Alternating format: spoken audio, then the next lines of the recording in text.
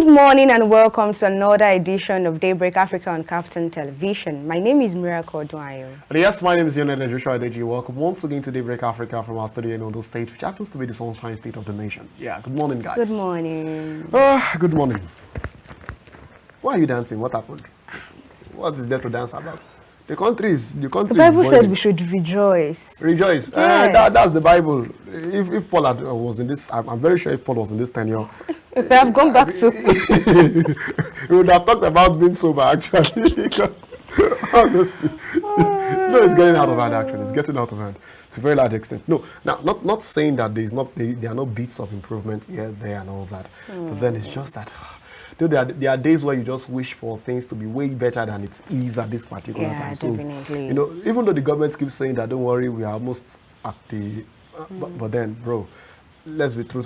Like the import waivers for importation of food and all that. I wish that thing would just come up ASAP.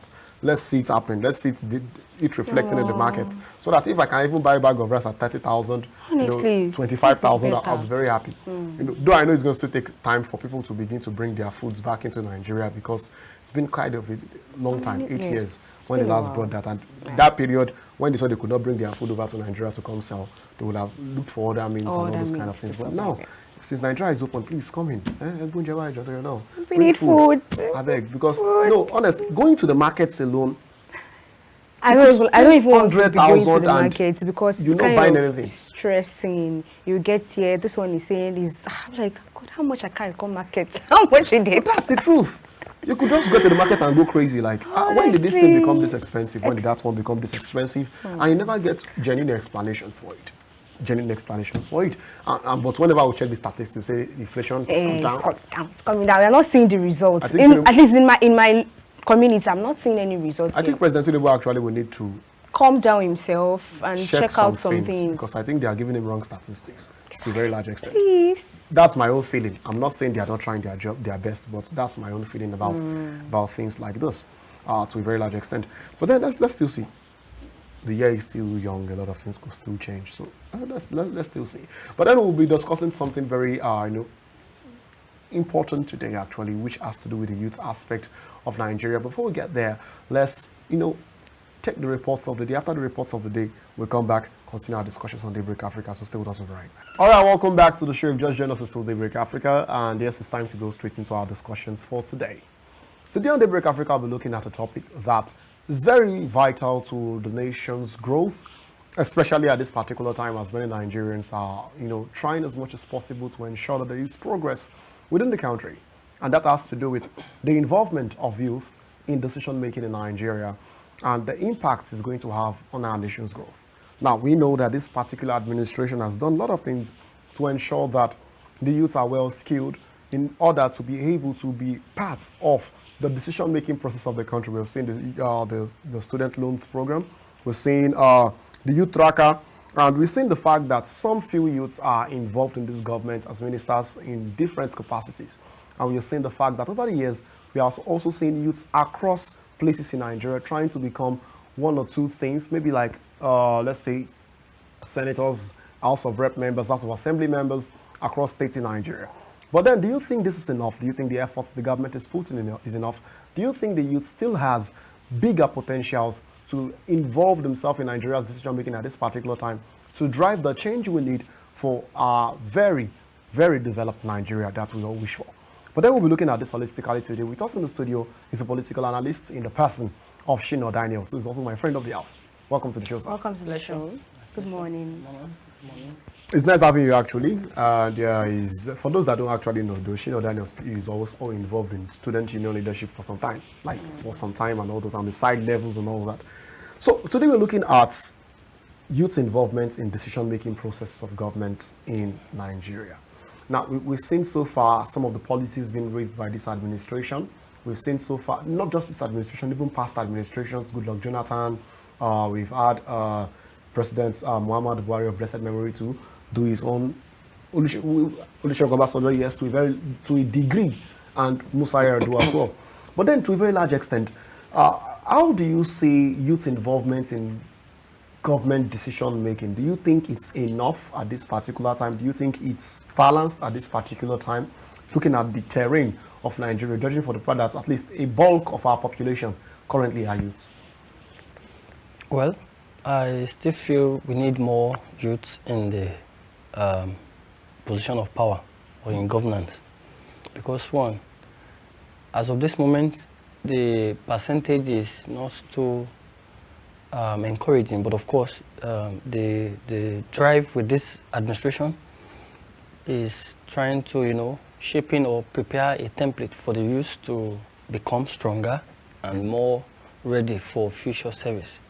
So, but of course, they still need to improvise by, you know, getting them involved and engaged in the policy decision making and policy making, probably through appointments or election. They still need more youths. When more youths are in power, I feel then you see the dynamism, the trend in which the system of governance will go in that same process. So I feel it is very, very advisable for youth to be embraced and, you know, brought forward into the system fully.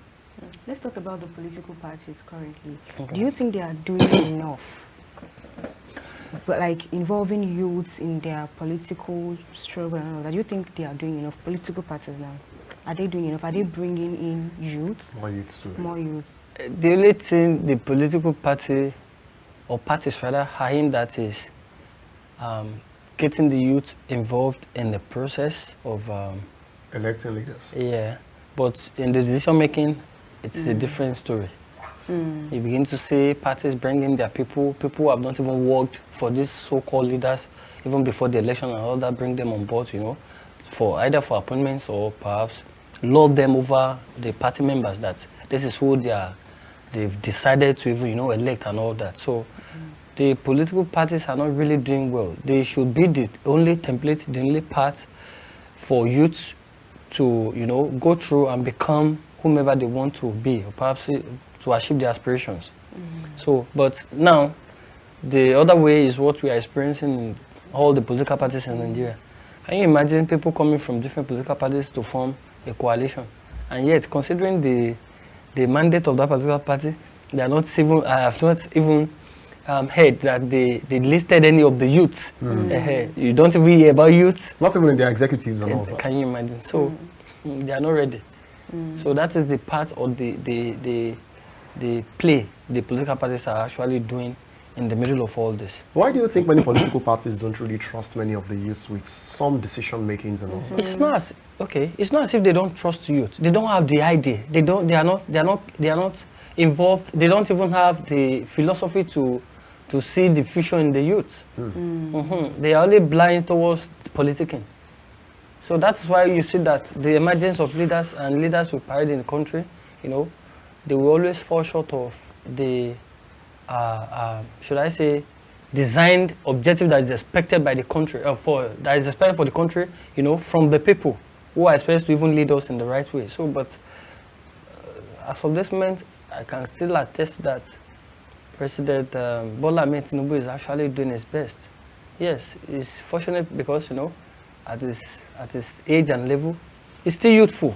Yeah, you see him mentally agile, physically all right, and all that. So I think his approach is youthful. I think many people are actually agree with the part of the physically all right, actually, because you know some of they might not agree with the physically all right, because I know some of the videos we saw during the election, the electionary period and all those kind of things, which was giving suspicions of the fact that maybe he is not really fit enough to be in that office. Position, yeah.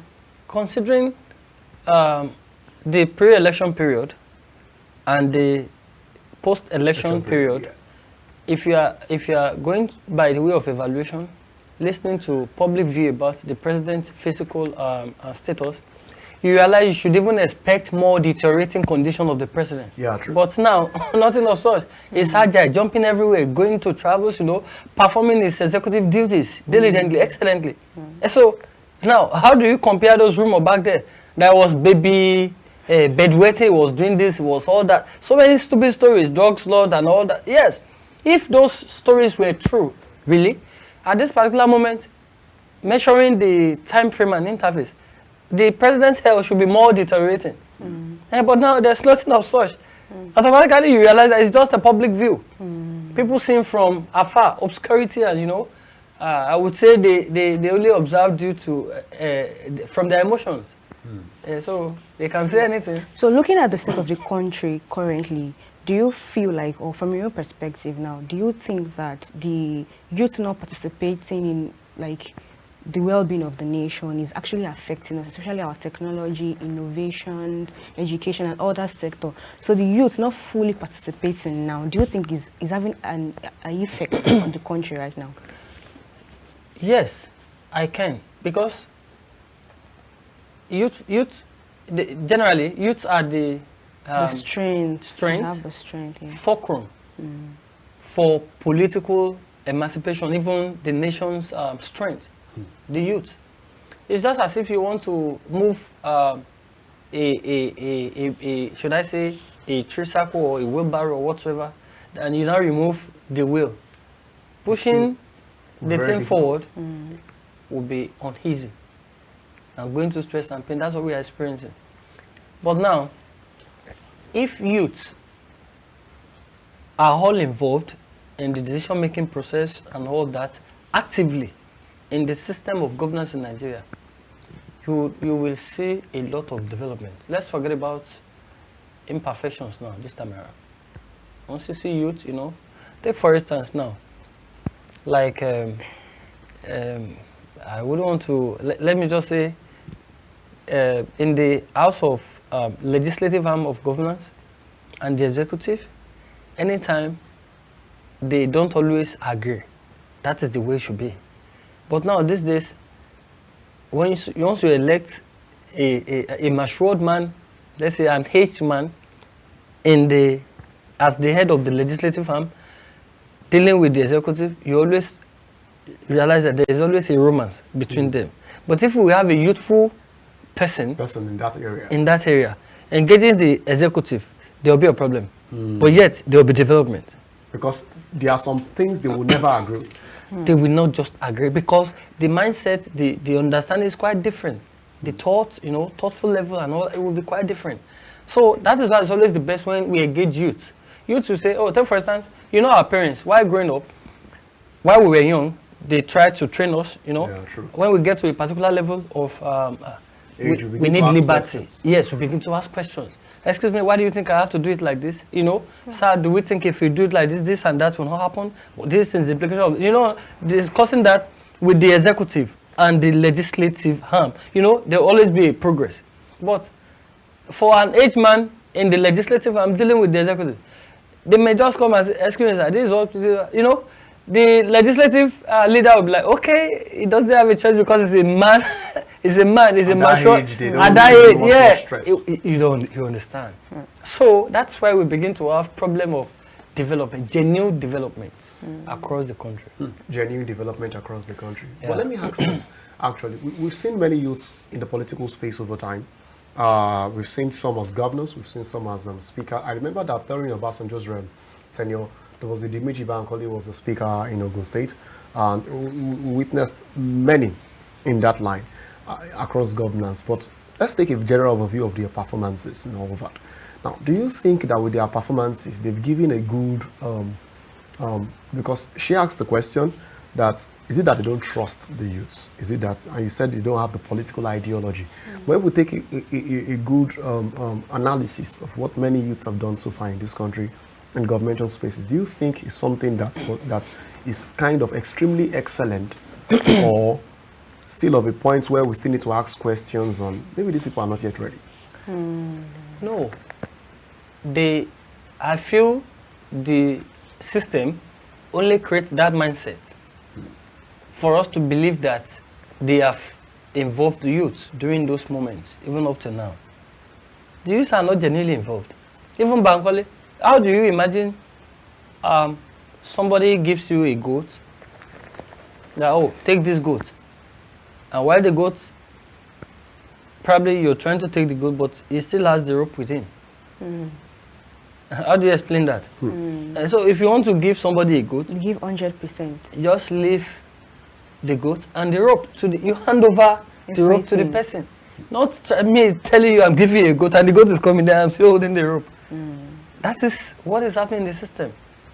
Youth, they've never been involved in the system really, unless during General Yakubu Gowon. True. They were youth. It was a youth actually as a At the age president. of 20-something, or if 20-something. I'm not mistaken. I think 28 or so. And he ruled for almost 9 years. 9 years, yeah. And in fact, people said that period of 9 years was even the best. Many of the things we have in Nigeria right now, the NYSC, the Naira, the Naira notes, everything came from him. So imagine the mindset of a youth, imagine the vision of a youth, imagine the strength of a youth to make things happen, unlike her leaders, our father. If I were if I am the president of Nigeria, all I have to do is, what is happening in the legislative arm? Please, let's bring it on board. You know, make a kind of harness it with what we have in the executive. Then push further and just, you know, but now they just give room for necessary deliberations over and over, walk up and down. Well, deliberations are necessary actually, which is something that I think to a very large extent some people fear. I was sitting with a politician recently, and he was talking about youth in politics and all that. And he was making a statement. I remember he made a statement that people don't have the emotional intelligence that is needed to rule. Because people don't have the patience that it takes to make decisions. And one of the things he was talking about was the fact that, look at Nigeria. In the same Gowon we talked about now, and you pointed out, he said it was when it was Gowon's turn, that was when we had the war in Nigeria. That a bulk of the thing that happened in that regime, if it was an elderly people, they would have just known how to just ignore most of those things, and at the end of the day, they will still play the politics, even to Ujuku, and at the end, we might have escaped a civil war as at that particular time. So what's your take on that? I disagree, because you actually said you were having a conversation with a politician. So what do you have to say? Why don't you trust the politician of elderly status? This is someone that has been an MHR here in this town. They have. That is what you expect me to trust people who have their roadmaps in what we are facing right now. Their footprints is everywhere. That they don't even have the moral justification to even tell us anything. Yes, they failed their generation. They're only trying to extend their failure to our generation, and we will not to make us look bad. So in addition to that, do you feel like the youth's involvement in our politics can take away the corruption part of Nigeria? Very well, if we are ready. Really? If we are ready. If we are ready, but are we ready currently? Yes, let me come back from that angle of that angle of what is said here. If the man is having children who are politically matured enough to be in office, would he have uttered that statement that Nigerian youths are not emotionally ready? Fix them. It will fix his children in, yes. It would not have even remembered him quoting that same statement. Motivational quote. Speech. Yeah, quote, yes.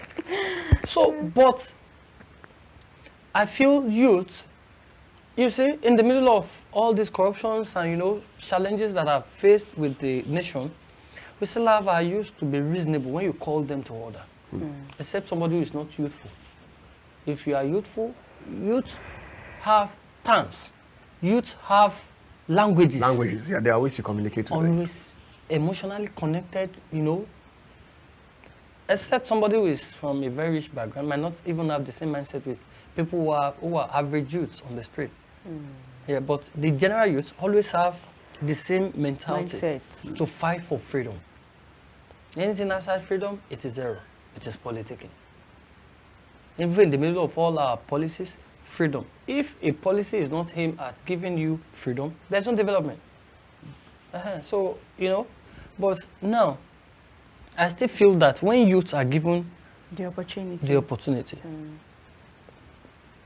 youth who is in his 30s will tell you that he has a long way to go in politics.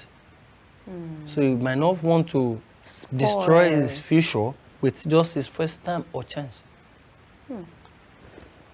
So unlike somebody who is 70, 80 already, and you place him in power, he doesn't care about you. He's only future again. He doesn't have. He only has future with his grave. So the only policy he come up with is always the idea of the other way. He's going into the grave. He has nothing to lose and nothing to gain. So, but now, I'm still convinced that we have a president who is so reasonable. At his age, he thinks. He's not even thinking about himself. He's not even there to make money. He's not. Yeah, I know.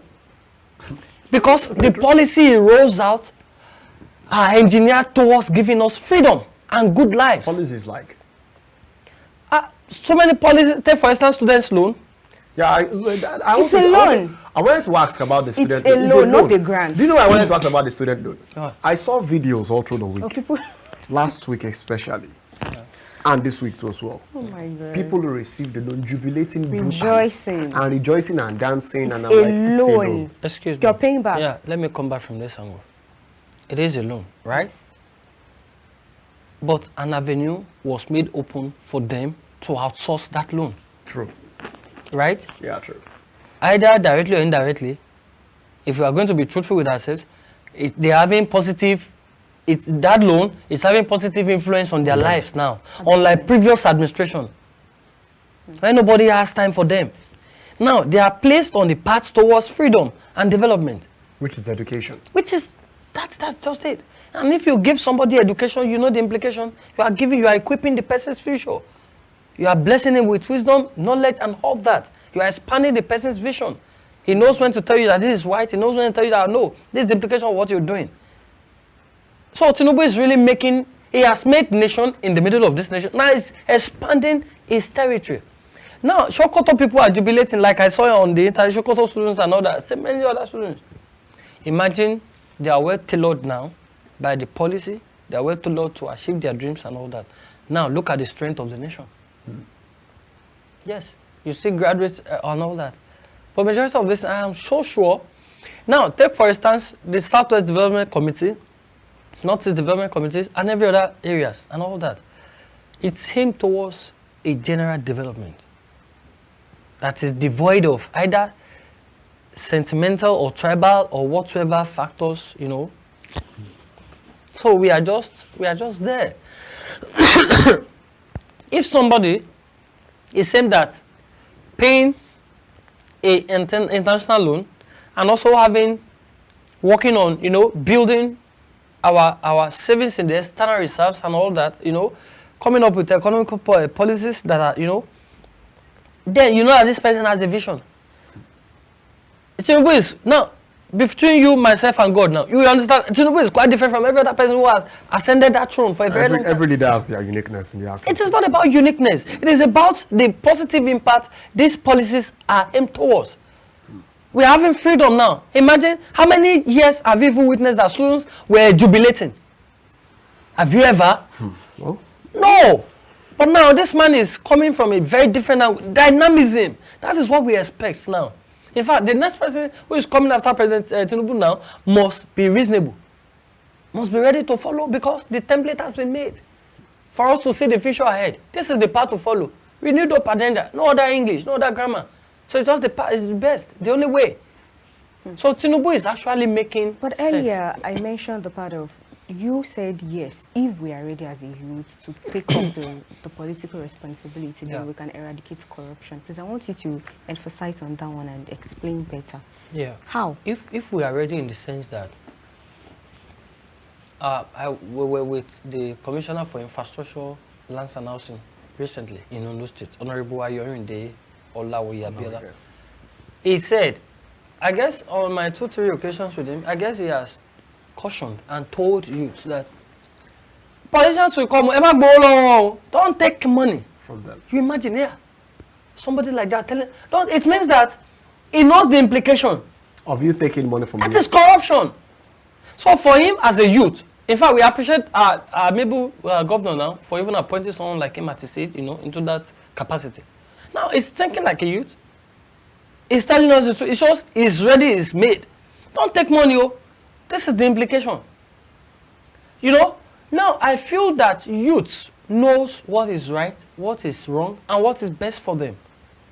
So they know how and when to say this and that. But I feel when youths are ready, you know, if youths have decided to, you know, demonstrate integrity at the highest level, then we are good to go.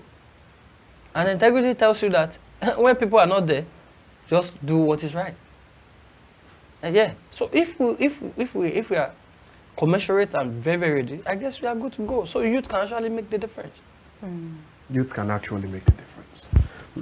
Yeah, I mean, I have my reservations because I think to a very large extent, when you talked about the place of if youths are ready, they can. Because I've seen what's transpired. I came from a system where we witnessed student union leaders who stole out of the school's coffers.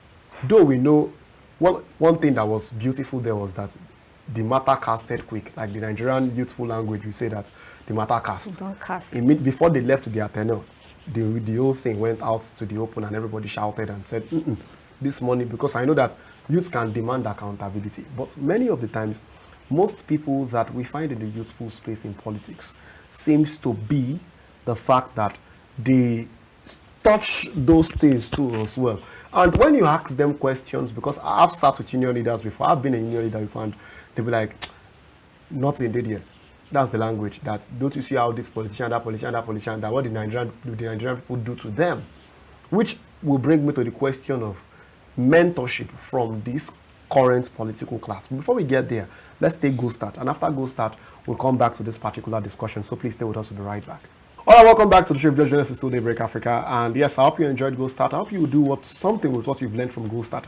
But then it's time to return back to our discussions for today. We'll be looking at youth involvement in government decision making and the impact it's going to have on our national growth. And we've been discussing with the friend of the house and the person of Shina Daniels. Before we went on a break, actually, I was talking about the place of me not trusting the fact that youths will be able to aid in the part of stopping corruption, like you asserted, that if the youths are willing, they can. Now, and I was channeling my question towards mentorship by the current political class. We know, even down to NANS, that is the National Association of Nigerian Students, and the bulk of the leaders in that aspect, many of them are mentees to many in this political class who have served across different governmental periods. And we know, like you rightfully said, while I was communicating about the words of the other politician at that time, where he said the youths are this and that, and he said that they are failed in their own time and they're just trying to transfer their failures to this generation. Now, the truth is, if you made that statement that we are trying to transfer, extend their failures to this generation, maybe this generation should have distanced them. But now, many of those in this generation, now to be leaders in the actual sense, are being mentored by this class. How won't they, follow their footsteps also? System of corruption. Okay, let me come from this angle. We all have our different identities. We all have we are all from different backgrounds, and we all have different visions in life. Yet many might have learned one good or bad ideology from whomever is mentoring them. But the most important thing is, there are some things that are bad that cannot either be demonstrated or promoted in the public space. Now, if those things are being highlighted and known by everybody that this is the standard, so you feel when 1,000 youths are ready, another 1,000 youths who are, let's say 1,000 youths also who are also mentoring from bad leaders will come out publicly and say, oh, what we have learned that is bad is just the right thing to do. Do you understand the analysis? Let's say a 1,000 set of youths are out to say, oh, we are against the bad doings. Now, do you think 1,000 who have learned from those leaders will come out and face this 1,000 and tell them that, no, that is just the right thing to do? When we know that the standard is that those who are coming to tell us that that is the right thing to do are wrong. Yeah, on the normal system, in the same system. Same system, yeah. Yeah, so you feel those ones will be proud to come out and stop those that are trying to fight for what is right? Even divine providence would promote and defend people who are fighting for the just cause. So whatsoever people are learning or receiving from the leaders who are bad will not last long it only has a kind of short-term gain, and it's a short-term goal. So regardless, when the time comes, when something is not ripe, you have to, you won't take cognizance of that particular thing. Once it's ripe, it's something that when something is ripe, the whole world will know it is ripe. The whole system will know. Everybody will just key into that ripeness. Yes. So now, the time is not ripe and right for us to tell the bad leaders that whatever you have taught these people is wrong. Why don't you think the time is not right? Because it's supposed to be. One of the things why I'm saying this is the fact that historically, Nigeria, when the colonial masters were doing everything they were doing, and some of the elders, chiefs, monarchs were in parley with them, it took an uprising from the youths of that time, the Abat Macaulays, the Nnamdi Azikiwes, the Obafemi Awolowos, to call them out and tell them, no, we won't take this.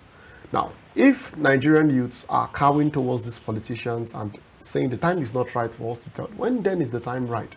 Many of us are getting married already. Many of us are giving birth to children. Let me come from that angle. You mentioned Obafemi Awolowo. You mentioned Abat Macaulay.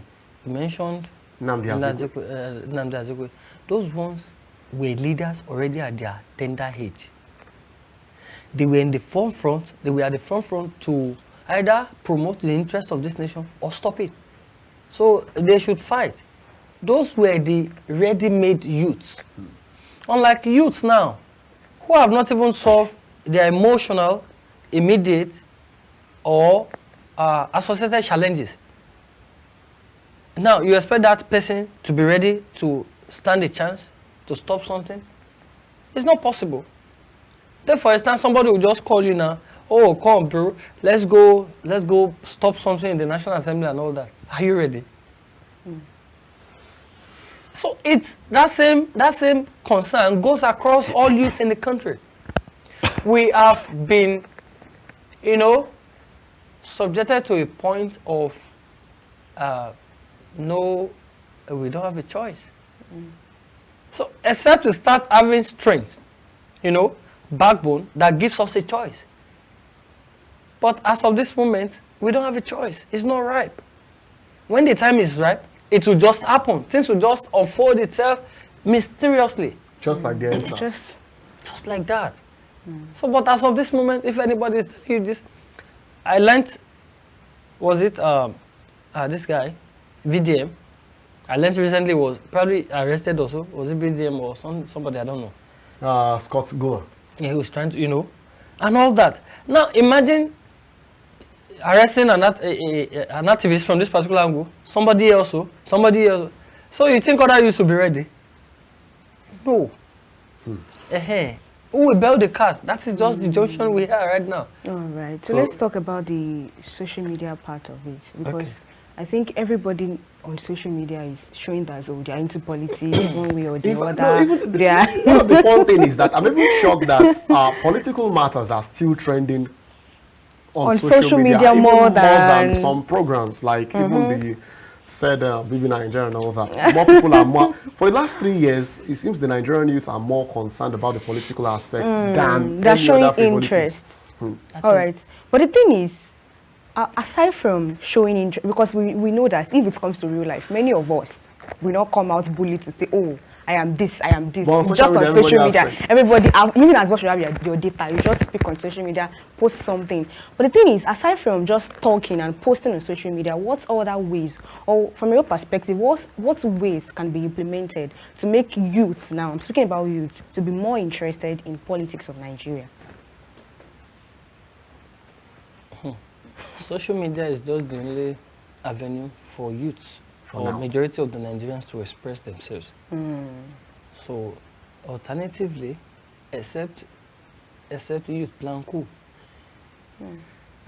And now we cannot plan coup because we are in a democratic system. Now we are not soldiers, we are not fighters, we are not warriors. Though we are, we are legitimately and authentically, connected to the natural endowments of this country. It's our right. But fighting to have them is not our right. But there are ways of expressing ourselves. Which social media is one of them? Yes. Social media is not the only way to express yourself as of this dispensation. So every other means is just... In fact, there was a time I learned Buhari was mentioning a speech and all that and all that. How do you align that with the present dispensation? So social media is just the only means. And if that is removed, sorry, we were just normal youths. Social media. Though we saw them when Buhari did that, actually banned social media for some time, and we recently last week we saw a governor of a state even ban a radio station and all that because of they were trying to control violence and all those kind of things at that particular time within the country and all that. But then let's progress a bit to some other things. Now let's look. Recently, the President Bola Ahmed Tinubu, as at last year, we're talking about having a youth confab.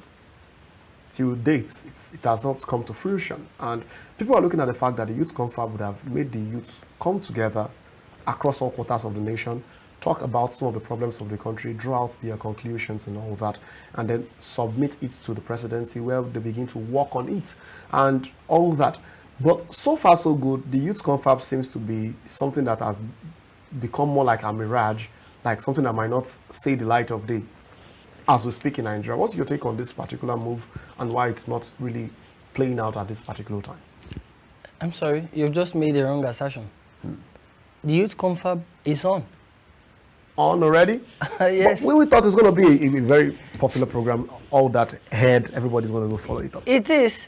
It's because perhaps it might not be your interest and your fundamental interest, let me say that.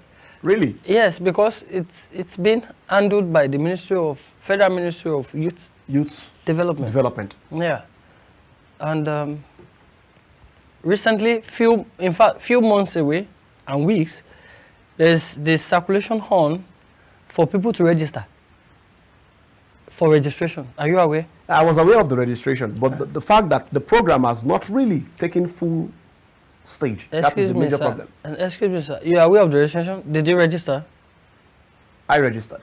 You registered? Yeah. Great. If you had registered, you would have been called upon. Because as of this month, it started around, it will end by 5th of this month. But why do something like that away. in secret? It is not secret. But nobody is saying anything about it. It's not trending. Yes. It's not anywhere. It's not some. It's something that's supposed. We witnessed the confab during Goodluck Jonathan's administration. Now, what is really happening at this particular time is like a confab here, not a youth confab. Confab. Goodluck Jonathan. Even some of the summation from that confab, though many people said Goodluck Jonathan's confab was quite political because it's not quite. That's what I'm about to tell you. Not quite. Why do you say it's not quite? Because I know it is political. It was. That was the standard. Because okay, now take for instance you want to do a confab. People you don't even know within your home constituency was appointed to become a member of the confab, and you don't know. It's not even all that. You don't even know how it came up. And the next thing you saw in Abuja, somebody is from your immediate environment representing you. You understand? So it was highly political. I would like us to even talk about not too young bill during late President Buhari's time. Do you think it's actually working currently? Because I don't think I'm seeing any effects like of not too young to run. Yes. It is because I feel it is constitutional. It was enacted into law. But is it working? It is. If you have your money, you can contest and win. Why was it be about if you have the money? Why? It's my right as a citizen of Nigeria. Honestly, Do I have to have the money? One of the things I wanted to even say about that was the fact that, don't you think, because I see the amount of money they used to pick up forms. So that means poor people parties. can actually not get the form, cannot be part of contest leadership in this country. Well, the Bible says that something is something that we are. What is that thing that is really going to help evangelism? It's money. Then what is evangelism? That is promotion of good news, right? So if you are going So to... you are applying that also to politics? It is not applying, that is the rule. That is the major, that is the standard. But if we have a new Nigeria of our own, yeah, you can come up and say you want to contest with that money. Yes, we know it's a new Nigeria and we apply, we play by the principle. But as of this present dispensation in Nigeria, we all know you need money to contest. But couldn't that, why isn't that, couldn't that even be the major reason why we are not really developing at the pace we're supposed to be Exactly. I developing? am not saying that you needed to start sharing money or, you know, giving money to people, or, but you need money. Because from your runnings, from the idea, conception of the idea, through implementation and actualization, it is not free. You need money. It's that you pay for this, or you pay for that, or you do all that. So you have to be ready. So it's not as if you get started with a with a project or adventure and halfway you're just stopped or stuck. So it's not a better arrangement. So you need money to either improvise or implement an idea. So it's not as if I am saying money because of corruption. No, you need money for implement, not just because somebody is going to even work with you to tell you, okay, do you think somebody is going to promote you will use a free data? You think somebody who is going to follow you will work with you in the morning, from probably campaigning with you from morning till evening without taking water? It's not possible, and all that. So you need money. Well, that's true. Even in the United States, take for instance, they spend billions though. Billions of dollars. So you need money.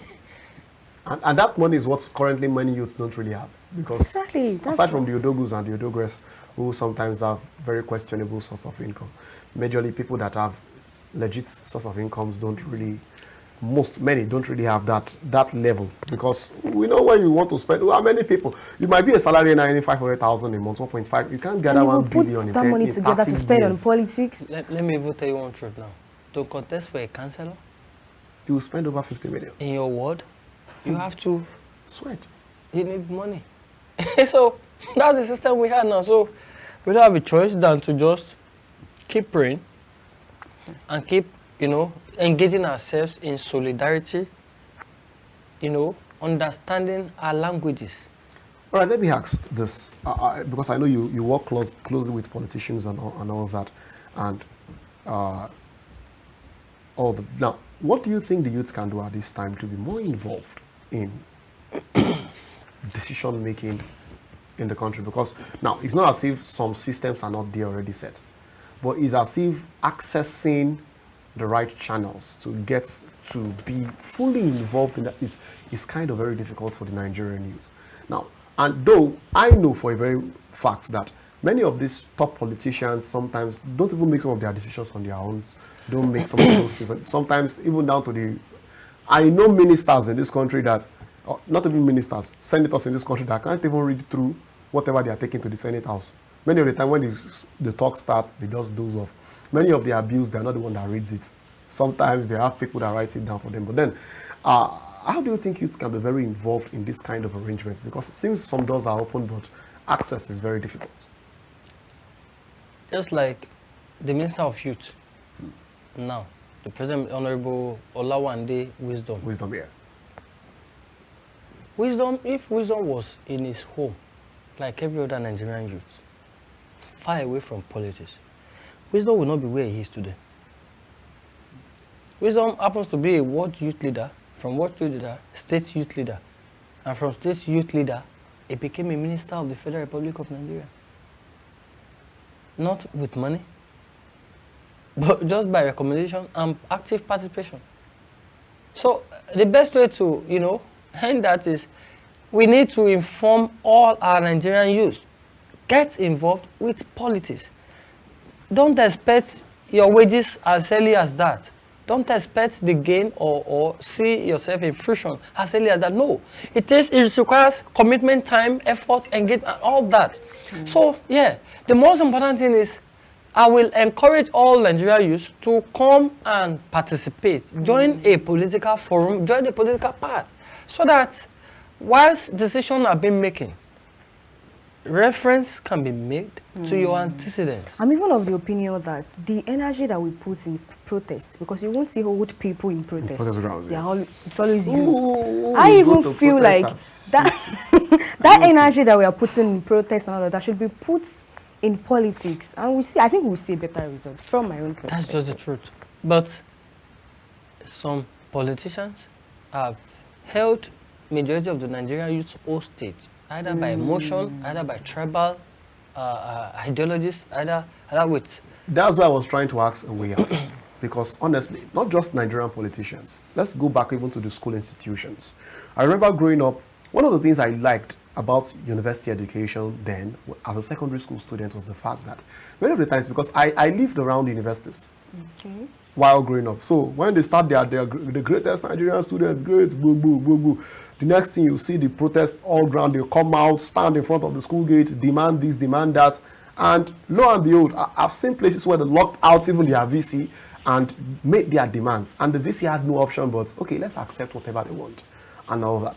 When I got into the school system, the first few years, it was the same thing. We could stand our ground, we could say whatever I want to say, what we could do, and the school obeyed. But by the time I was leaving the school institutions, I began to see school institutions telling SUG leaders, you must sign an undertaking that there will never be any protest. Exactly. I thought, okay, maybe that's just my institution. But when I got out, I began to see it's becoming a trend. Yes. Almost every institution in Nigeria doesn't want their people protesting. Whatever the school says to the SUG people, that is what they agree. They agree.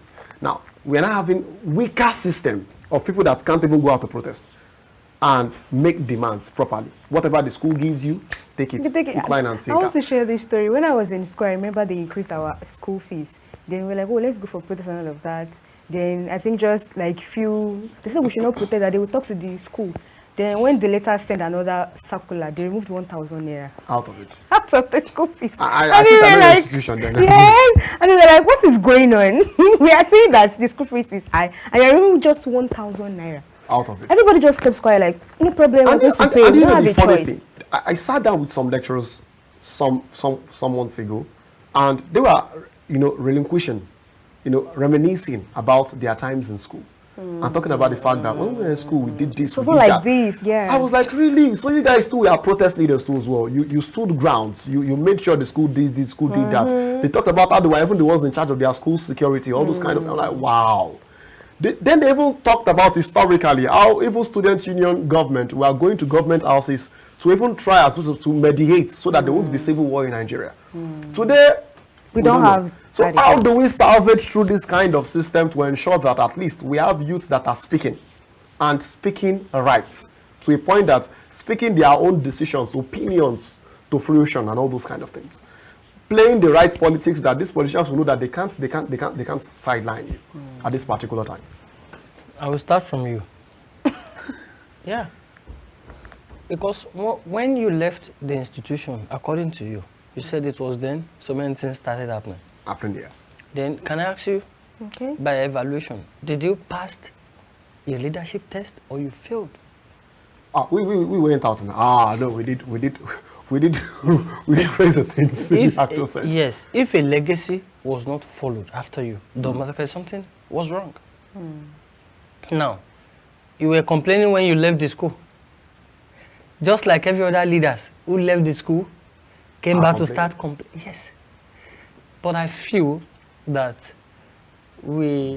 yes, it is possible you had a great legacy back, and the next person comes up to demonstrate his own ideology and say no, he's not going to follow, blah blah blah. No, obviously, I won't tell him what to do in the actual sense. Yes, but then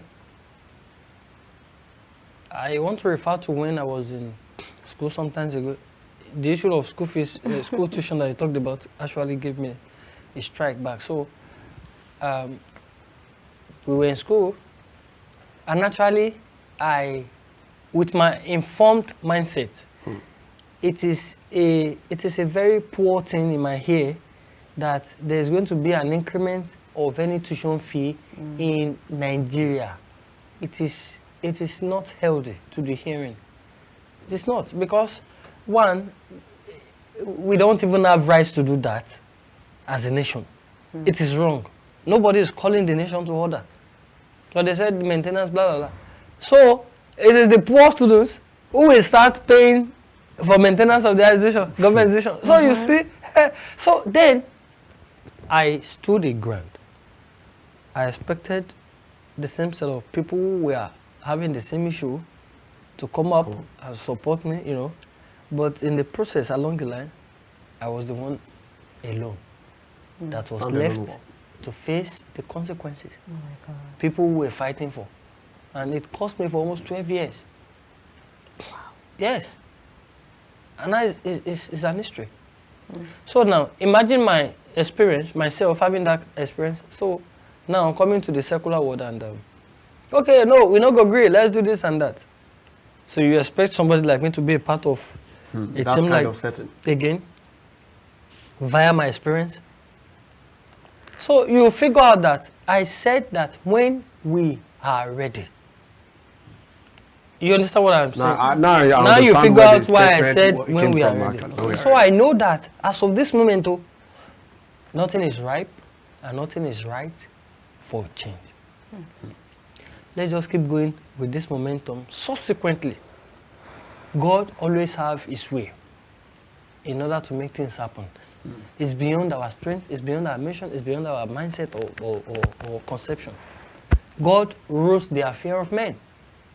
So all I can encourage us to do is just keep praying and focus in doing our, working on our self-development and all that. If one attains a high level of self-development in Nigeria, you can fight for your right. That's how you see that a barrister can just come. Probably a baby barrister who just study or finish and can come and talk to you anyhow. Because he knows his right, he's informed. But the information and the knowledge has been taken away from Nigerians. So we barely know what is right and what we can fight for. Yeah. So if somebody comes and all of party baby, only come arrest me. You understand? In Nigeria, like, station, and police station is supposed to be a place where you come with an issue, you disagree, you agree, and it just ended that everybody. Solutions and go, but they could just lock you up for things unnecessary. But now, yes. So you feel that Nigerians are being reduced to their sizes in order not for them to have this freedom. So we are being challenged seriously beyond our thought. And these things are all embedded in the fact that we needed adequate and healthy information to equip Nigerians to stand for their rights.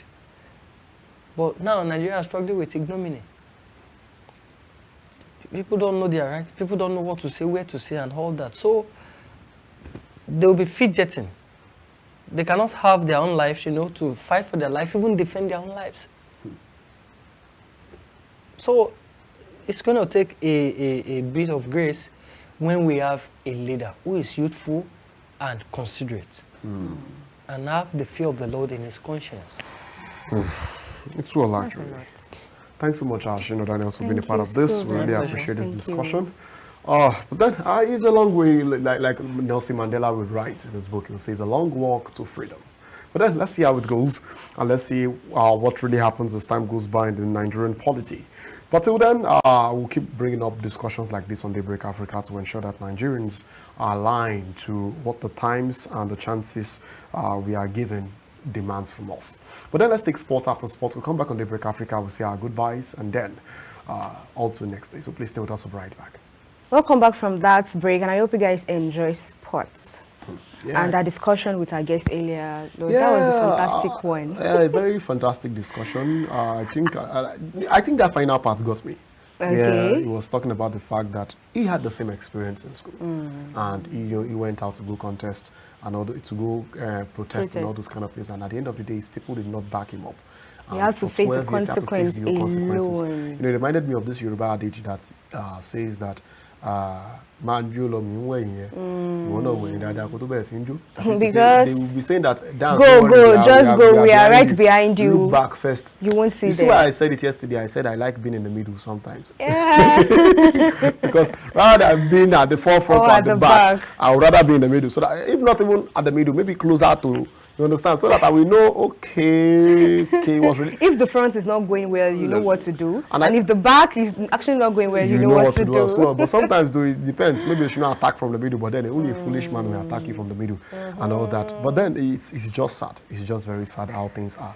Because I remember how it used to be in the student union aspect and all that. I remember a time I went for, what they call it, an excursion at UEU then, Obafemi Awolowo University. And, you know, we from Yaba College of Technology got there and they were protesting. The students were protesting. But because we came here for excursion, we didn't want to just involve ourselves.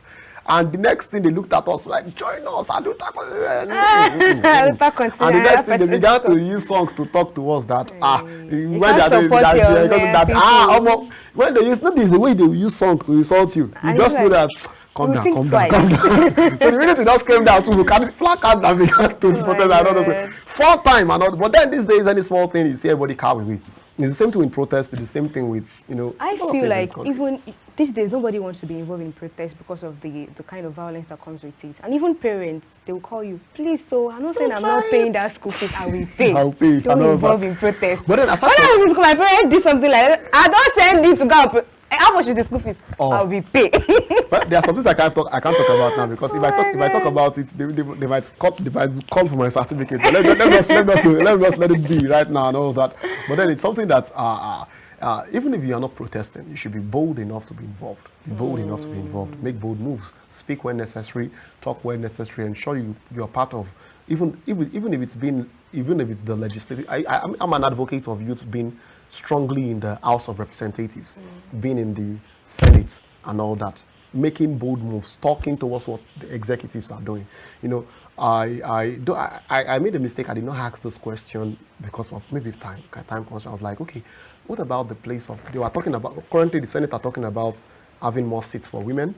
And all that. I was like, why not talk about having more seats for youth? I sometimes feel things like the Youth Council, NANS, and all that can even make a core part of the House of Representatives, even if it's just being in the junior chamber and, you know, being a part of them. So that many decisions, you can have totally their input in things like that. But then, it is what it is. We'll keep generating conversations around this line and all that too, as well, to ensure youth are very involved in decision making and politicking in Nigeria too as well. But then it's time to say our goodbyes on Daybreak Africa. My name still remains Joshua. And my name is Miracle Odunayo. Bye guys.